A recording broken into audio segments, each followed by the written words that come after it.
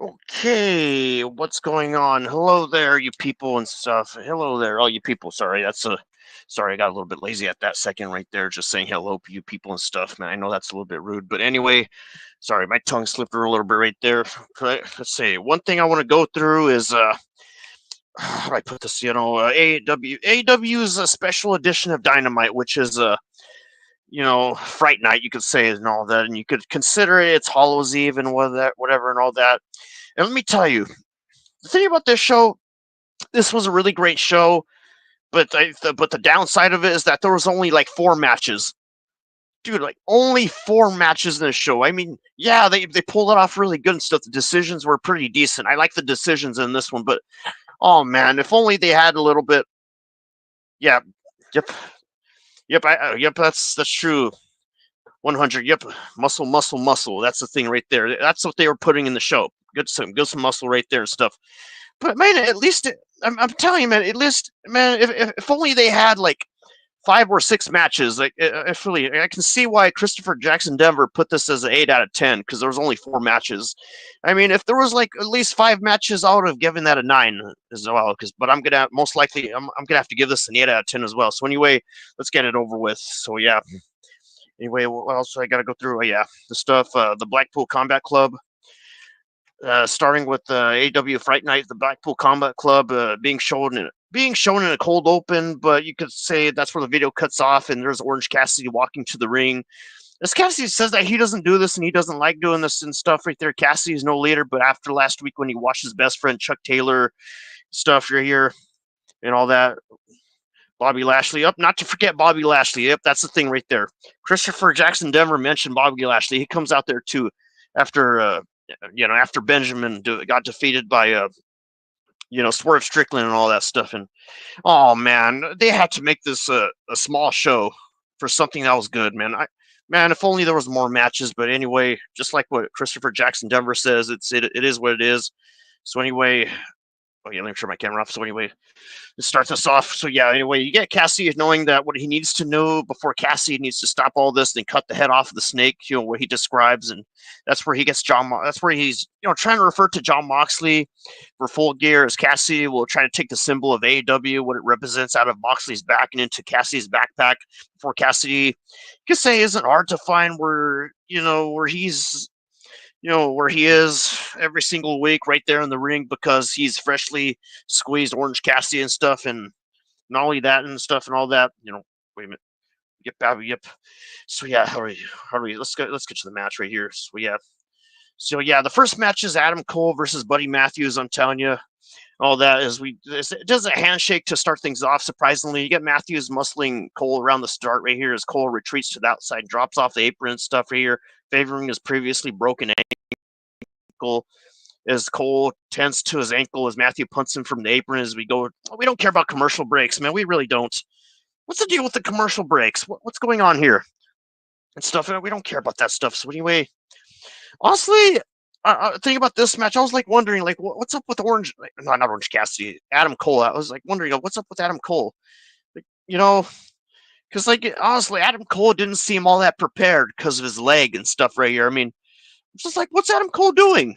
And stuff right here, because of Adam Cole's leg problem, he decides to walk out, and man, that's why I had to be thankful of you know, Buddy Matthews working things out, talking Adam Cole back into the ring and stuff and all that stuff, because we also have Matthew putting him for the apron as you get Cole getting rolled in the ring and walking into a sleeper hold, is superplex off the top by Matthews as he holds on, but Cole reverses into a brainbuster on the knee before both guys don't go down now, and a DDT on the apron by Cole happens as well. Well, both guys fall to the floor and stuff right here, and all that and stuff. And I can tell you, man, some really good stuff right there and all that. So yeah, what happens? Oh yeah, Cole walks with him in the back before Matthew takes the mic and says the new Adam Cole is fragile, and the old Adam wouldn't walk away and stuff. I thought that was a pretty good conviction right there and stuff. Really good conviction. I love that.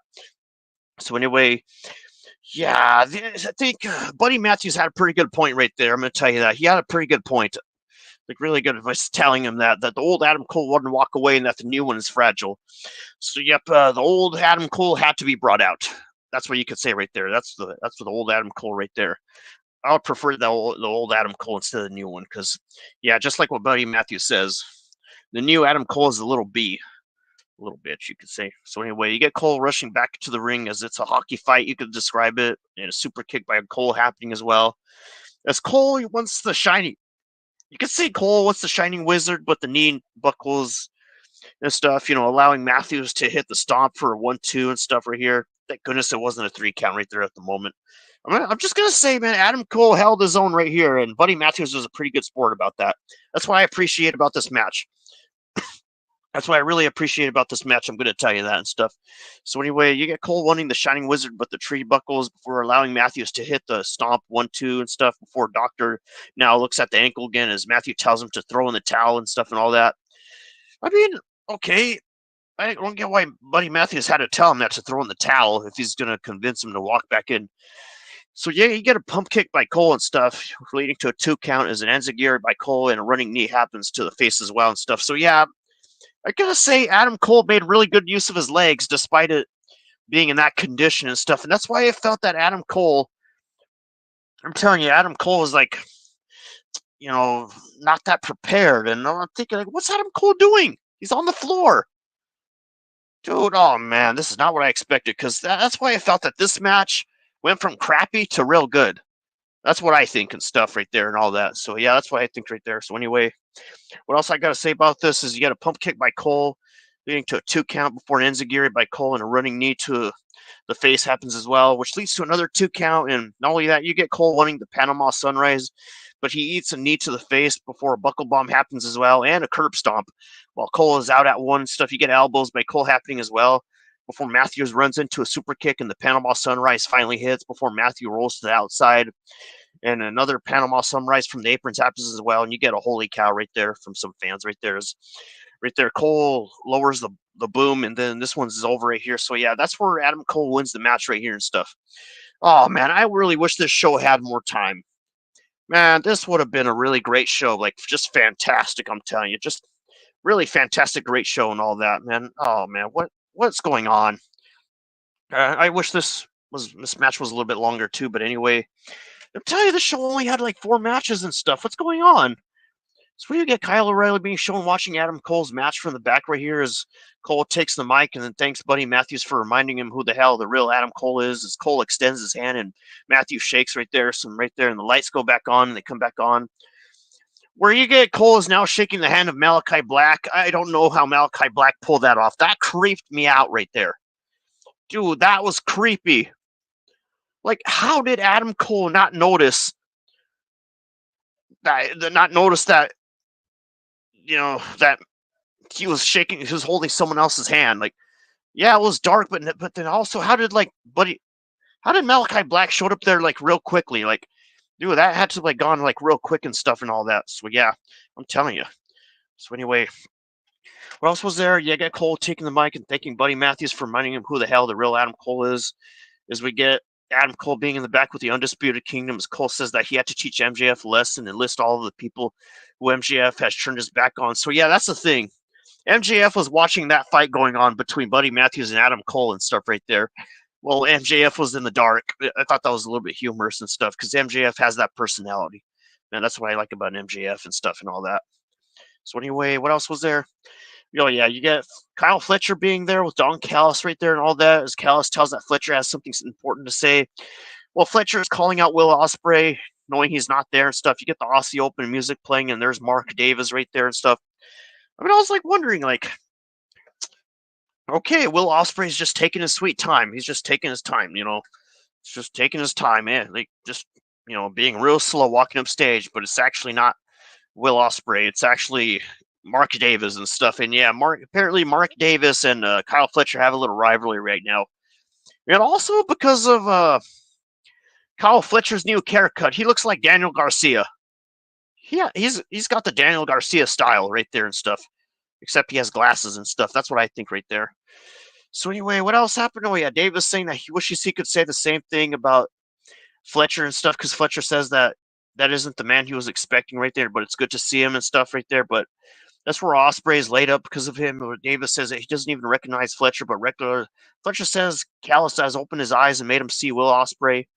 right there, as Davis can forget about Ospreay because Ospreay has forgotten about him. And not only that, Fletcher says Davis has a spot in the family, as Callis wants a hug before the family as well and stuff. And that's where Mark Davis said that they had an empire and stuff, and Fletcher just wrecked in the process because those two had some history. I'm telling you, those two had a little bit of history going on in the process. I'm telling you, that's the thing right there and stuff.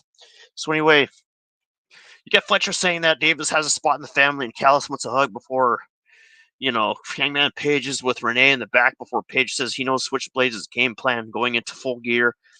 Full Gear, I'm looking forward to, man. Because I'm looking forward to. I hope that's good and stuff, man. I mean, I'm not kidding, man. Oh, this special edition of a Dynamite, it could have been longer. It really could. I'm telling you. It could have been longer. That's the thing right there. So, yeah, Fletcher has proved he has no problem cutting the past loose as Hangman Page is with Renee in the back before Page says that he knows Switchblade's game plan going into Full Gear, but he doesn't know this. Page will leave Wyatt laying the same way he's left many before with less than they came to the dance with. That's what he describes it. As we also get the Blackpool Death Squad Combat and Crew Club. That's what they call it now. Pretty extensive name, I would say. Where you get Moxley not expecting anyone to appreciate what they're doing, but one day they'll understand stuff. As Cassidy thinks he's challenged Moxley, but Moxley's challenged him when he had his friend's neck broken and he cut some dead weight out of his life and stuff before Moxley freed him from distractions so he could focus on his goals and stuff. I got a little bit confused with this one, to be honest. Wheeler Yuta chose to be with John Moxley, but then John Moxley was about to turn against him right there, like sacrifice him or something, because well, what's going on right there? John Moxley had a Wheeler Yuta's head between the gap of the chairs and stuff, the foldable chairs and all that stuff. And apparently, yeah, just Wheeler Yuta just was, okay, that's good with me. Like, what? And stuff. So anyway, yeah, what else we had? We get here coming the Blackpool Death Squad Combat Club. So yeah, everyone pointed to Cassidy and says that he's the leader, but he said that he's no leader and stuff, as Moxley said that that's not the Cassidy he knows, and he's some fat cat happy with the paycheck and stuff, as Cassidy hasn't even begun to walk through the valley yet and stuff. As you want Moxley, that's fine and stuff from what he said. And when that happens, you will not fight him on the mountaintop, or you'll fight him in the valley, and you'll better be willing to die because Moxley is and stuff right here. So Cassidy thinks he's pulling the strings and stuff. So yeah, Moxley wants to see if that's about right and stuff. So yeah, besides that, there was also Pac and Shakir. You know, Pac and Shakir grabbing Yuta and stuff as Claudio wraps the chair around Yuta's neck and stuff. I don't get what's up with that situation right there. I don't get that. Like, dude, like they're about to turn on Wheeler Yuta, but then Wheeler Yuta is just snapped out of it. Like you just didn't notice that or something. He just stuck by their side. Like, what? Why did they turn against Wheeler Yuta in the first place? I want to know. What that felt a little bit confusing, a little bit. So anyway, you get Pac and Shafir grabbing Yuta, and right there, here comes Cassidy before Cassidy gets stomped out by everyone as Shafir slaps Yuta a few times, and now Yuta puts the boots to Cassidy as well, even though Orange Cassidy was most likely to save Wheeler Yuta. I don't know, Wheeler Yuta just decides to turn on him. Like, I don't know, I got so confused. I did not get that. That's the thing right there. So anyway, here comes Cassidy. You get Cassidy getting stomped out by everyone. Shafir slaps Yuta a few times, and now Yuta puts the boots to Cassidy. As the Dark Order comes around as well, I could not really get much explanation about this thing that was going on here. Now you have the Dark Order stepping in. Why are they stepping in? Like, come on, there's got to be some storytelling to this, because it would be kind of weird if there was no storytelling to this situation right there, like that situation. Just wouldn't make sense. That's what I think. So yeah, you get Cassidy getting stomped out by everyone, and Shafir slaps Yuta a few times, and now Yuta puts the boots to Cassidy as well. As there's the Dark Order with Claudio dumping Reynolds on the guardrail, injuring ribs first, with Pac and Moxley beating on to Cassidy, putting the chair around Cassidy's neck. Darby Allin is there and well, and he repels from the rafters as Darby goes after Claudio. Even though he's still hooked to the rig, you get Claudio just tossing Darby through the announcement table, but he won't stay down. Now, I mean, don't get me wrong. I mean, this is a good little promo situation, but I'm telling you, if only they would have made a match from this. I don't know. This would have looked like a really good match right here. This would have made it like a really good fifth match. The way the Dark Order come out, the way the Combat Club came out as well, and all these people fighting it out at the same time. Oh man, that would have been a good fifth match right there. But it doesn't count as a match. They're just fighting it out, just to for whatever reason stuff. I mean, oh, they could have made a match over that. They could have turned that into an actual match. That would have been pretty cool, like an all-out fight or a battle royale or something and stuff. So Pac and Shafir grabbing Yuta. Claudio wraps the chair around Yuta's neck, and here comes Cassie before Cassie gets stomped out by everyone, and Shafir slaps Yuta a few times and stuff. And only that, you get Darby Allin rappelling from the rafters and stuff, just like I said, as Yuta gets double teamed by the Private Party and stuff. Cue the Young Bucks music and stuff right there and stuff, which leads to the match too. I'm not kidding. Like the way they were fighting each other in this situation, it felt like a match, even though it doesn't really count as a match, but it just felt like one. It just really did. It really did feel like one. I'm not kidding. It actually did. That's the thing. So anyway, where do we start? Oh yeah, match number 2, the AEW World Tag Team Championship, the Young Bucks versus the Private Party. Okay, man, the Young Bucks and the Private Party. I'm telling you, the Young Bucks and the Private Party, man. This one made me happy, man. This also had some good sportsmanship too. This one really did, I'm telling you, man. Really good sportsmanship anyway. So Young Bucks versus the Private Party, man. The Private Party did fantastic, man, because, man, it's really good that the other dude from the Private Party jumped right in at that moment. Oh, man, it's really fantastic. Because the deal with this match, just like was discussed earlier, is that if the Private Party loses, they have to split up, but apparently they did not. So, yeah. This match starts up with a step-up Hurricane Rana by Private Party, sending the Bucks to the floor as Cassidy springboards off the back of Quinn to take out both Bucks on the outside as the fight spills to the outside as Private Party dump Matthew into the timekeeper's table. Before Nicholas distracts the referee and Matthew tries to hit Quinn with the ring bell, but Quinn steals it from Matthew and accidentally hits Cassidy. Before you get a PK off the apron by Nicholas, and now Quinn is in trouble back inside the ring and stuff as Cassidy emerges from under the ring and stuff, and he's busted wide open. Yeah, that's what happened right there. Only one of the Private Party was in the ring while the other was on stage right there. And that's why I was worried that the Private Party was going to lose. Dude, I'm not kidding. The Private Party could have gotten pinned at that moment. They could have gotten pinned. Oh, my goodness.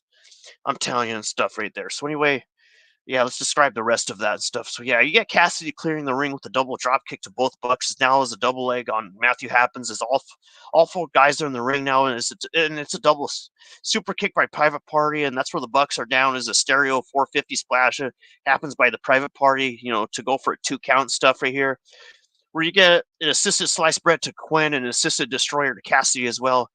Well, diving stomp into the pendulum powerbomb by the Bucks to Quinn and stuff as a 2 count happens as well, which you could describe as risky business happening to Cassidy goes on as well, but Quinn breaks up the pin at the 2 count right there, just at that exact moment, man. Dude, they stopped the Private Party. They stopped that pin at that exact moment. The way one of them jumped back into the ring, like good timing, really good timing, man. Really great timing, I'm telling you. So anyway, how do you put this? So you get a suicide dive on the far side to Nicholas as plancha to Matthew on the other side happens as well, and Matthew holds on to Quinn's knee as they're allowing Nicholas to kick him in the face and stuff before Doomsday super kick off the apron happens as well, and the Bucks drag Quinn up the ramp and leave him at the top and stuff as Okada's there and the referee isn't looking. As you get a tombstone on the ramp by Okada, and honestly, that didn't really look like a really strong tombstone at all. It just looked like he just gave him a tap to the head, like that's it, just a little tap to the floor.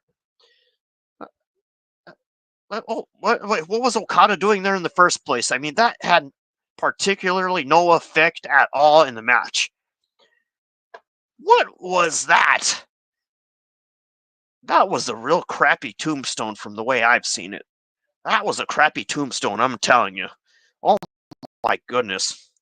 So anyway, what else I gotta say? Oh yeah, the Doomsday super kick off the apron happening as well as the Bucks drag Quinn up the ramp and leave him at the top and stuff as Okada's there. I don't know what's Okada's deal right there. He just wanted to make him. He just wanted to show up in that match. That's all.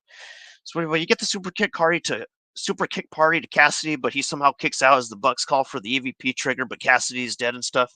With juice on Cassidy, he's just out. He's out just before the 3 count stuff. Is super kick party to Cassidy happens as well, but he somehow kicks out and stuff before the Bucks call for the EVP trigger, but Cassidy is dead. Wait there.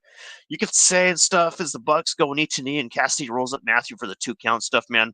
Really fantastic, man. This was like one of my 2 favorite matches, man. I don't know, man. I'm gonna say that all these matches are my favorites. All these matches are my favorite, even though there's like only 4. Because I mean, oh man, this show could have been longer. I'm telling you, this could have been longer, dude. So anyway, you get the Bucks calling for the EVP trigger, but anyway, you get Cassie rolling Quinn up and into Matthew for a 2 count as the Bucks are up. The EVP trigger happens again as Cassidy is out again before the 3 as Quinn is trying to crawl back into the ring, but Nicholas hits the V trigger with the 1-wing angel by happening as well by Matthew. And that's where you get a 1-2 and Quinn makes the save right there and stuff. Yeah, that was good timing right there. I'm going to say Quinn saved the match. Let's just say the private party is still going to be around thanks to Quinn's effort. Quinn did a really good job saving the private party. The private party has been saved, and man, that's some great stuff, man. Good job, Quinn. Just really good job. I don't know how to clap because one hand is holding the camera and my hand's free. I don't know how to clap. Let me just I don't know how to do that. Let me just okay. There's a little applause right there and stuff. But anyway, let's get back to the show. So yeah, the Bucks want the TK driver, but Quinn crotches at Matthew and stuff. Cassidy Cousiners with the poison Rana. That's where you also get a gin juice before a 1-2-3 happens as well. So yeah, that's where you have it right there. The private party are the new AEW World Tag Team Champions and stuff right there. And all of that, they get to stick around too since they beat the Young Bucks. Otherwise, they would have been separated and stuff. But no, they're not separated because Quinn did a really good job, man. Quinn did great and stuff. I'm telling you, Quinn did awesome right there and stuff. So yeah, this was excellent through and through and stuff right here. You could say as the private party had the entire arena on their side and stuff, and the emotion was real right there. So yeah, anyway, the Bucks put the belts on private party and leave them in the ring and stuff. You know, some good sportsmanship right there. I mean, okay, I gotta respect the private party. I mean, no, not the private party. I mean, I gotta respect the Young Bucks for a little bit on that right there for not being such crybabies about it. Because I mean, they did make a deal and stuff. So anyway, you get Chris Jericho, Brian Keith, and Big Bill are there as Jericho says that he's a 2-time Ring of Honor World Champion, just like Jay Briscoe, and he couldn't do it without the learning tree and stuff and all that. Dude, the only reason why Chris Jericho beated Mark Briscoe is because he had it. I think it was Big Bill. Dude, Chris Jericho had that dude help him up the ladders when Chris Jericho was just a flat potato, just a flat tire. Flat tire, not a potato. Chris Jericho had to help someone get him up that ladder in that match. I did not like that. And not only that, Mark Briscoe already beated Chris Jericho. He already did. Oh my gosh, man, that match was not favorable. That was dishonorable. Oh my god, they had to help Chris Jericho win that. Man, I'm telling you.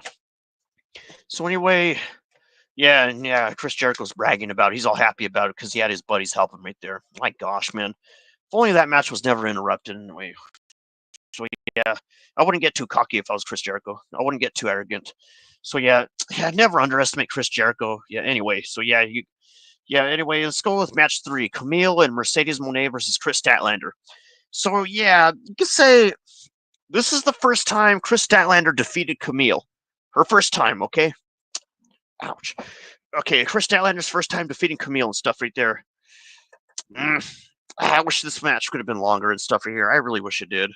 This was a little bit of a watch. But anyway, you got a shoulder block by Camille and Statlander kipping up as a shotgun dropkick by Statlander sends Camille to the apron, but she guillotines Statlander, follows up with a big clothesline.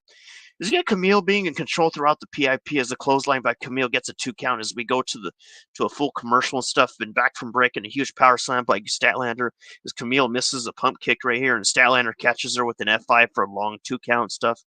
As you get Statlander going up top, but she misses the 450 splash, running guillotine leg drop happening by Camille for 2 count stuff as well. As you get a torture rack powerbomb by Camille, another 2 count you could say. That's where Camille picks Statlander up in a tombstone position, but Statlander reverses the legs and stuff, trapping her legs and stuff in that. And that you could just, yeah, that's, yeah, Wednesday night special. I'm gonna say this, in my opinion, is pretty short for a Wednesday night special. Don't get me wrong, the choices in this show was good. The decisions were good. If only they could have had a fifth match. I mean, the fight that they had with John Moxley, they could have they could have made a match out of that. That's what I think right there and stuff. That's what I think. Man, that would have been like almost a 10 out of 10 right there, in my opinion. So anyway, you get Chris Statlander beating Camille for the first time right there, stuff. Not a bad match in this day, even though they didn't get nearly as much time as people would expect and stuff. But you get Camille looking good right there and stuff as they're getting Statlander versus Mercedes at Full Gear right there and stuff. So yeah, that's gonna happen. Hopefully that's not a swash as well. Hopefully that has more time, I'm telling you. So after that match, you get Mercedes blasting Statlander in the back with a title. As Mercedes orders Camille to the back and says, if you want something done right, you've got to do it yourself and stuff. And so yeah. So yeah, anyway, on to the fourth match and stuff is Swerve Strickland and Swerve Strickland and Shelton Benjamin right there. I'm telling you, man, some good stuff right here. Where the people were there playing that song, Who's House, man, Who's House and stuff and all that and stuff, man. I'm telling you, man, I really liked how this show went, man. I really like this show and all that. So anyway, let's go on with. So yeah, Benjamin ducks under a clothesline, delivers a few mat returns as Benjamin grabs a bear hug, spins and belly to belly suplex Swerve over the top into the floor and stuff. And Benjamin tries to drive Swerve into the ring post, but he gets posted and Swerve locks in a straight armbar around the post and stuff. As Swerve tries to follow it up with the PK off the apron, but Benjamin catches the leg and trips Swerve, and Benjamin shows Swerve into the LED board and into the apron a bunch before rolling him back into the ring and stuff. As Swerve tries to springboard, but Benjamin is there with the huge knee as we go to the PIP and stuff. We also have a snap suplex on the floor by Benjamin and stuff, and a high crotch over the head toss by Benjamin as well, and a pair of baseball slides right here and stuff right here, and all that. I mean, I was going with Swerve Strickland in this match right here and stuff right here. I mean, Swerve Strickland beat it, Shelton Benjamin, and not to forget, Bobby Lashley made his introduction in this show. So yeah, Bobby Lashley is going to be in AEW now. I mean, Bobby Lashley, yep. So yeah, Bobby Lashley is going to face a Swerve. That's what I was going to say. So anyway, yeah, that's the thing right there and stuff. So yeah, you get Benjamin ducking under a clothesline, delivering a few mat returns as Benjamin grabs a bear hug and spins and goes belly to belly, suplexes Swerve, to get Swerve over the top and stuff and all that. Not only that, you get a diving European uppercut to the back of Benjamin and a bicycle kick off the apron by Swerve and a missile drop kick off the top of Benjamin's back right here. I'm telling you, man. Oh, man. Dude, the way Swerve landed on him. Holy. Wow. Damn, Swerve hit him hard, man. Because I like the way Swerve just like flips him over. Just flips him over. Well, you got the crowd chanting, holy shit. Holy, that kind of stuff. So yeah, Swerve dives on Benjamin, but Benjamin catches him and it's a deadlift DDT for a 2 count. And you get a big right hand by Swerve, but Benjamin eats it and stuff. Is a rolling elbow by Benjamin happens as well. You also get a low super kick by Swerve and a house call from Swerve right here as Swerve goes up top and all that. Excuse me, let me get the pop-ups out of the way. Sorry, I forgot to turn my camera off. But anyway, you get a rolling elbow by Benjamin and a low super kick by Swerve and a house call from Swerve as Swerve goes up top and 450 splash as well, and Benjamin is out at 2 and responds with a deadlift German suplex with a running knee in the corner by Benjamin right there and stuff. And not only that, you get a rolling thunder flatliner by Swerve, and everyone's down in the process before Swerve his head's up top, but Benjamin runs up the ropes and catches him, but Swerve ducks underneath, and it's a Liger bomb out of the corner, where you have the Swerve stomp right there leading to a 1-2-3, because let me tell you, man, that Swerve stomp was very effective, man. The way he hit Benjamin. Oh, he slammed Benjamin pretty hard, I'm telling you. Slammed him. I'm telling you. So anyway. So yeah, anyway. What else was there? Yep. 1, 2, 3. That's where Swerve Strickland wins the match right there. And stuff is you get Shelton Benjamin did good too. It was also cool to see him come out to AEW and put some awesome matches like this and look good in the process. Still a nice win for Swerve nevertheless and stuff. So yeah. The lights go out again, and you see Bobby Lashley right there, and the Hurt Syndicate being complete as Lashley stares down Swerve as Benjamin tries to jump him and stuff right here, allowing Lashley to connect with the big lariat and stuff. So, yeah, they're just jumping Swerve at that point, not taking the fact that Benjamin lost and stuff. I mean, don't get me wrong. I'm not mad at Benjamin or anything. So we get Spinebuster by Lashley as well, and MVP takes out Nana, and Lashley locks in the full Nelson as we go off there and stuff right here. So yeah, that makes me wonder what happened next right there. That just really did make me wonder and stuff. I'm telling you, man. Some great stuff, man. And I'm just saying, like I said earlier, if only they could have made the fight with the John Moxley an actual match, like an actual like match number 5 or something. Man, if only they could have like made something out of that, because that was good too, stuff, man. But here's the thing: is I really wish I could give this a 10 out of 10, but I'm gonna have to give this an 8. I'm giving this an 8 out of 10.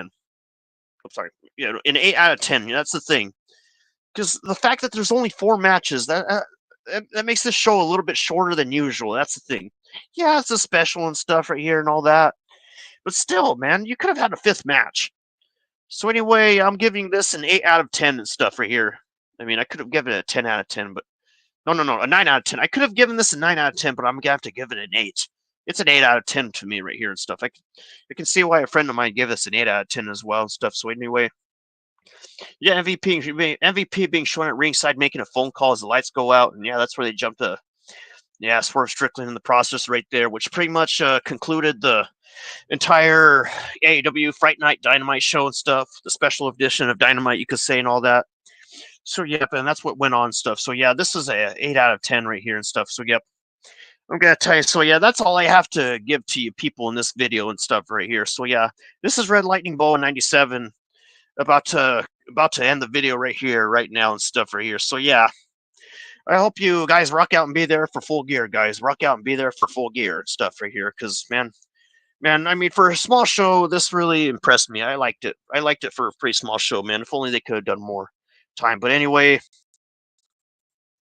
this is Red Lightning Boba about to end the video right here and stuff. So yeah, I hope you people take care well in the future stuff, and I hope this country does better and stuff and all that. But anyway, this is Red Lightning Boba 97 about to end the video right here. So yeah, rock out and be there, guys. Rock out there, be there. So yep.